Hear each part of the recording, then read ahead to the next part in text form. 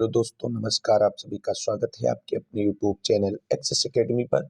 साथियों, आप सभी लोगों की आगामी CTET, UP TET, super TET की बेहतर तैयारी के लिए चैनल पर प्रीवियस ईयर प्रश्नों की महत्वपूर्ण सीरीज शुरू की गई है, जिसके क्रम में आज हम यूपी टेट 2018 के पेपर 1 यानी प्राथमिक स्तर का जो पेपर हुआ था उसके बाल विकास एवं शिक्षण शास्त्र सीडीपी के 30 महत्वपूर्ण प्रश्नों का वीडियो लेकर के आए हैं, जो आप सभी की आगामी सी टेट, सुपर टेट और यूपी टेट के एग्जाम्स की में काफी हेल्पफुल रहने वाली है। साथियों, अगर आप चैनल पर पहली बार विजिट कर रहे हैं तो प्लीज चैनल को सब्सक्राइब करके बेल आइकन दबाएं, जिससे आप आगे की तैयारी को फ्री ऑफ कॉस्ट जारी रख सकें इस चैनल के साथ जुड़ करके। तो आइए साथियों, शुरू करते हैं आज का वीडियो।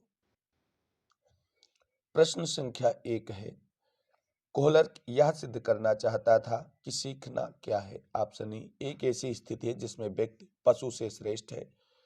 ऑप्शन बी, स्वायत्त यादृच्छिक क्रिया है। ऑप्शन सी, संज्ञानात्मक संकार्य है। ऑप्शन डी, परिस्थिति के विभिन्न अंगों का प्रत्यक्षीकरण है। तो एक के लिए राइट आंसर आपका होगा ऑप्शन नंबर सी, संज्ञानात्मक संकार्य है। कोहलर यह सिद्ध करना चाहता था कि सीखना एक संज्ञानात्मक संकार्य है। प्रश्न संख्या 2 है, किसी भी नई भाषा को सीखने के लिए कहाँ से प्रारंभ किया जाना चाहिए। ऑप्शन ए, अक्षरों व शब्दों के मध्य सहचर्य से। ऑप्शन बी, वाक्य में निर्माण से। ऑप्शन सी, शब्दों के निर्माण से। और ऑप्शन डी, उपयुक्त में से कोई नहीं। तो इस प्रश्न का राइट आंसर होगा ऑप्शन नंबर ए, अक्षरों व शब्दों के मध्य सहचर्य से सीखना प्रारंभ करना चाहिए। प्रश्न संख्या 3 है, समावेशी कक्षा में किस प्रकार का या के छात्र शामिल होते हैं।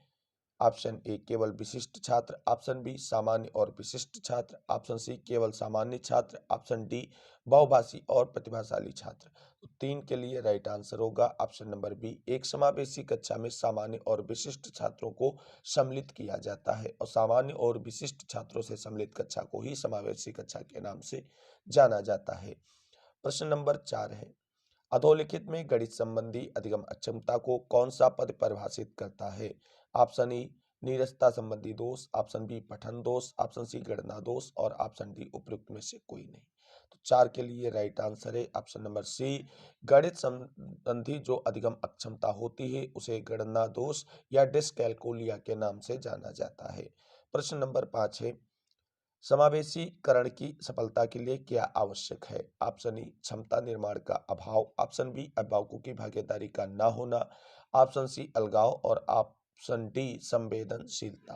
तो 5 के लिए राइट आंसर होगा ऑप्शन नंबर डी, संवेदनशीलता जो है समावेशीकरण की सफलता के लिए अति आवश्यक है। प्रश्न संख्या 6 है,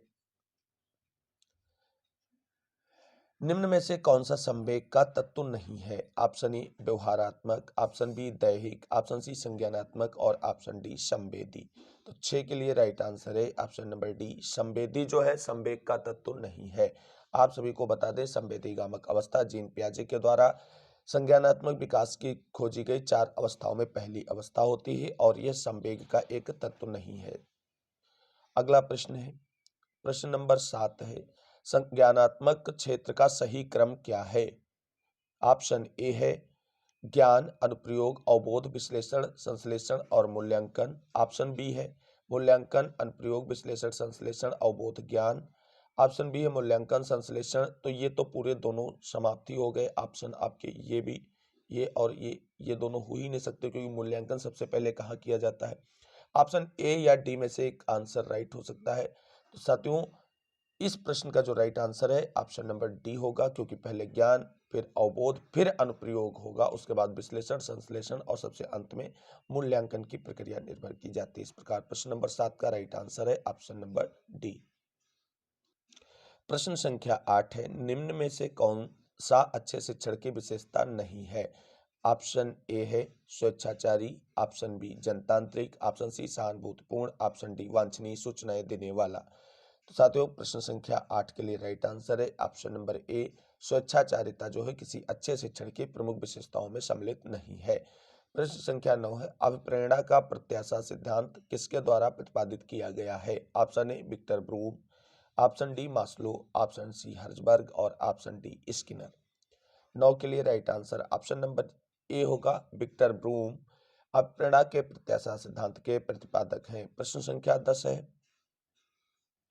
प्रश्न संख्या 10 है, अग्रिम व्यवस्थापक प्रतिमान किस प्रकार से संबंधित है? ऑप्शन ए व्यक्तिक, ऑप्शन बी सामाजिक अंतःक्रिया और ऑप्शन नंबर सी है सूचना प्रक्रियाकरण और ऑप्शन डी व्यवहार का परिमार्जन। तो प्रश्न संख्या 10 के लिए राइट आंसर आपका ऑप्शन नंबर सी होगा। प्रश्न संख्या 11 है, कौशलों के स्थानांतरण के लिए कौन सी उपयोगी है? ऑप्शन ए कौशल अंतरण एक गति है ना कि उद्देश्य, ऑप्शन बी रेखी अभिक्रम, ऑप्शन सी साखी अभिक्रम और ऑप्शन डी तैयारी और अर्जन।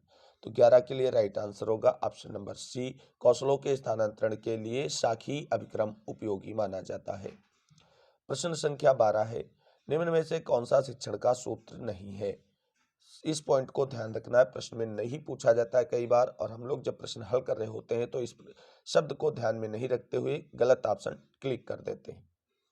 ऑप्शन ए सरल से कठिन की ओर, ऑप्शन बी है अनिश्चित से निश्चित की ओर, ऑप्शन सी है दृश्य से अदृश्य की ओर, ऑप्शन डी है निगमन से आगमन की ओर। तो 12 के लिए राइट आंसर है ऑप्शन नंबर डी, निगमन से आगमन की ओर शिक्षण का सूत्र नहीं है, बाकी ऊपर के तीनों शिक्षण के सूत्र हैं। और निगमन और आगमन ये दो शिक्षण विधियां हैं, ये शिक्षण सूत्र नहीं है। अगला प्रश्न है,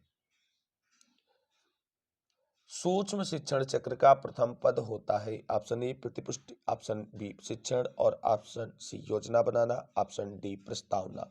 तो 13 के लिए राइट आंसर होगा ऑप्शन नंबर सी, सूक्ष्म शिक्षण का प्रथम पद जो होता है वो योजना बनाना होता है। प्रश्न संख्या 14 है, निम्न में से कौन सा अवबोध स्तर के शिक्षण में शामिल है? ऑप्शन ए पृथक्करण, ऑप्शन बी अनुप्रयोग, ऑप्शन सी तुलना और ऑप्शन डी अन्वेषण। 14 के लिए राइट आंसर है ऑप्शन नंबर डी अन्वेषण। अगला प्रश्न है प्रश्न संख्या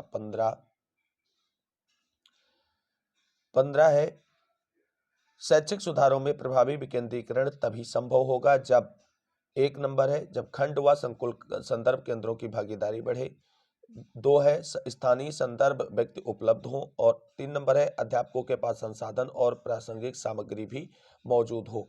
अब इन 3 विकल्पों में से कौन कौन से विकल्प प्रभावी विकेंद्रीकरण के लिए उपयुक्त है, उनके आधार पर सही कूट का चयन करना है। ऑप्शन ए है पहला और तीसरा, ऑप्शन बी है पहला और दूसरा, ऑप्शन सी है दूसरा और तीसरा, और ऑप्शन डी पहला दूसरा और तीसरा। तो 15 के लिए राइट आंसर होगा ऑप्शन नंबर डी, पहला दूसरा और तीसरा तीनों बातें सही बताई गई हैं। प्रश्न संख्या 16 है, एक छात्र पढ़ रहा है, उसका नाम लेकर किसी ने बुलाया, निम्न में से किस संवेदना द्वारा वह छात्र अपनी अनुक्रिया प्रकट करेगा? ऑप्शन ए दृष्टि संवेदना, ऑप्शन बी स्पर्श संवेदना, ऑप्शन सी ध्वनि संवेदना और ऑप्शन डी प्रत्यक्षण संवेदना। तो साथियों 16 के लिए राइट आंसर है ऑप्शन नंबर सी, ध्वनि संवेदना के द्वारा छात्र अपनी अनुक्रिया प्रकट करेगा। प्रश्न नंबर 17 है, जीन पियाजे के सिद्धांत के अनुसार प्राक संक्रियात्मक अवस्था की अवधि क्या है? ऑप्शन ए 4 से 8 साल, ऑप्शन बी जन्म से 2 साल, ऑप्शन सी 2 से 7 साल, ऑप्शन डी 5 से 8 साल। प्रश्न संख्या 17 के लिए राइट आंसर है ऑप्शन नंबर सी, 2 से 7 साल। आप सभी लोग जानते हैं जीन पियाजे महोदय को संज्ञानात्मक विकास के जनक के रूप में जाना जाता है, और इन्होंने संज्ञानात्मक विकास की 4 अवस्थाओं की खोज की थी, जिसमें पहली अवस्था जो थी जो है संवेदीगामक अवस्था है, दूसरी प्राक संक्रियात्मक अवस्था है, तीसरी मूर्त है और चौथी अमूर्त संक्रियात्मक अवस्था आती है। तो इस अंतर्गत प्राक संक्रियात्मक अवस्था का जो काल है वो 2 से 7 वर्ष माना गया है। प्रश्न संख्या 18 है, निम्न में से कौन सी बाद की बाल्यावस्था के बौद्धिक विकास की विशेषता नहीं है? ऑप्शन ए भविष्य की योजनाओं की सूझ बनाना, ऑप्शन बी विज्ञान की काल्पनिक कथाओं में अधिक रुचि, ऑप्शन सी बढ़ती हुई तार्किक शक्ति, ऑप्शन डी काल्पनिक भयों का अंत। 18 के लिए राइट आंसर है ऑप्शन नंबर ए, भविष्य की सूझ योजना की सूझबूझ, क्योंकि ऑप्शन में नहीं लगा हुआ है। प्रश्न संख्या 19 है, प्रश्न संख्या 19 है, इनमें से कौन मनोवैज्ञानिक भाषा के विकास से संबंधित है? Option A Pavlov, option B Binet, option C है चामुस्की और ऑप्शन डी है मास्लो। तो साथियों 19 के लिए राइट आंसर है ऑप्शन नंबर सी, भाषा विकास से नोम चोम्स्की का नाम जुड़ा हुआ है।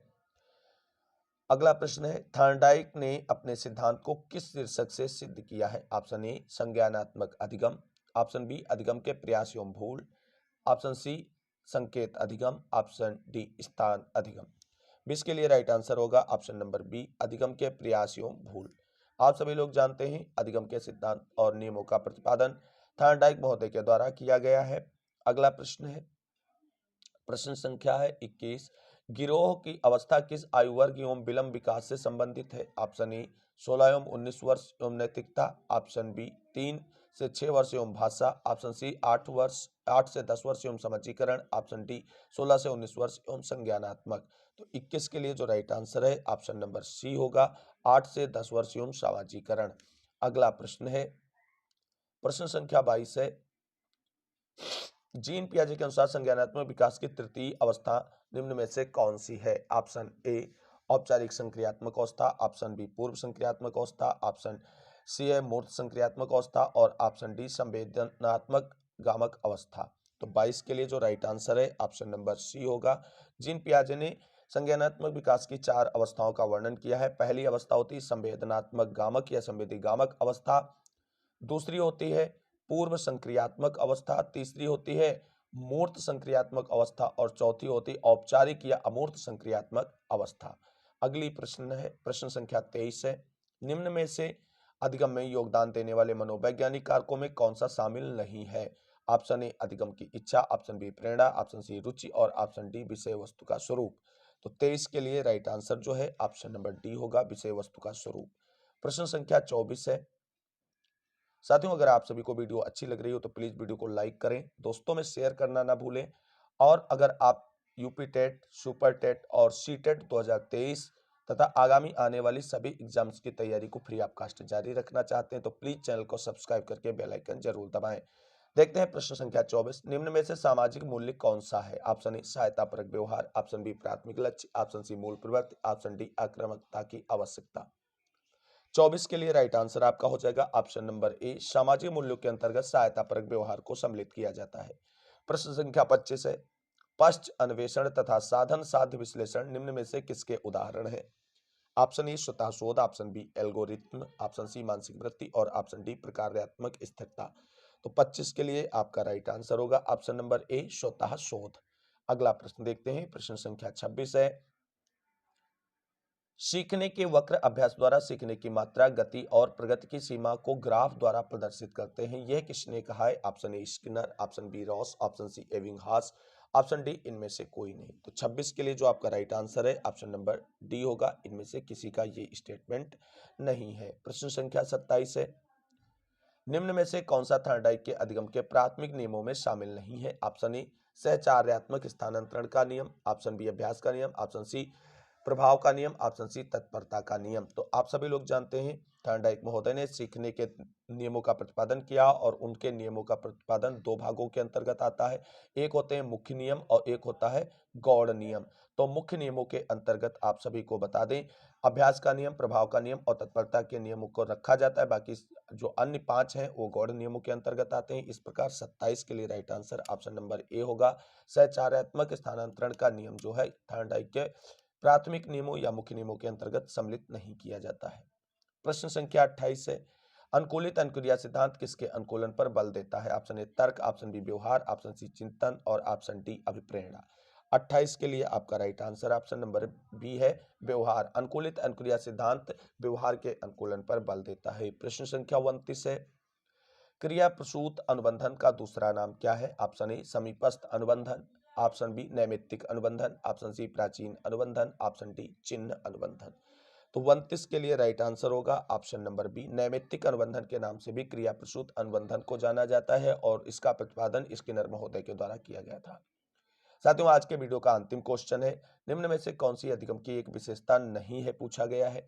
ऑप्शन ए अधिगम का अवलोकन प्रत्यक्ष रूप से किया जा सकता है, ऑप्शन बी अधिगम व्यवहार में अपेक्षाकृत स्थायी परिवर्तन है, ऑप्शन सी अधिगम प्राणी की अभिवृद्धि है, ऑप्शन डी अधिगम एक लक्ष्य उन्मुख प्रक्रिया है। तो 30 के लिए राइट आंसर आपका होगा ऑप्शन नंबर ए, क्योंकि अधिगम का अवलोकन प्रत्यक्ष रूप से नहीं किया जा सकता है। साथियों, ये थी UP TET previous year questions paper की वीडियो सीरीज के अंतर्गत 2018 के पेपर 1 यानी प्राथमिक स्तर का जो पेपर होता है उसके सीडीपी यानी बाल विकास के 30 महत्वपूर्ण प्रश्नों का वीडियो। उम्मीद करते हैं आप सभी लोगों को ये वीडियो अच्छी लगी होगी और आपकी आगामी आने वाली सभी परीक्षाओं में काफ़ी हेल्पफुल रहेगी ये वीडियो। अगर ऐसे ही आप सभी लोग मोटिवेट करना चाहते हैं हमें तो प्लीज़ वीडियो को लाइक करें, चैनल को सब्सक्राइब करें जिससे हम ऐसी ही वीडियो को आगे लाते रहें और आप सभी का सपोर्ट है और आप सभी को वीडियो कैसी लगी कमेंट करके ज़रूर बताएं। मिलेंगे अगले वीडियो में अगले प्रीवियस ईयर क्वेश्चंस के सीडीपी के प्रश्नों के साथ। तब तक के लिए सभी साथियों को जय हिंद, जय भारत, वंदे मातरम। आप सभी साथियों का दिन शुभ हो और आगामी परीक्षा में आप एक बेहतर स्कोर कर सकें।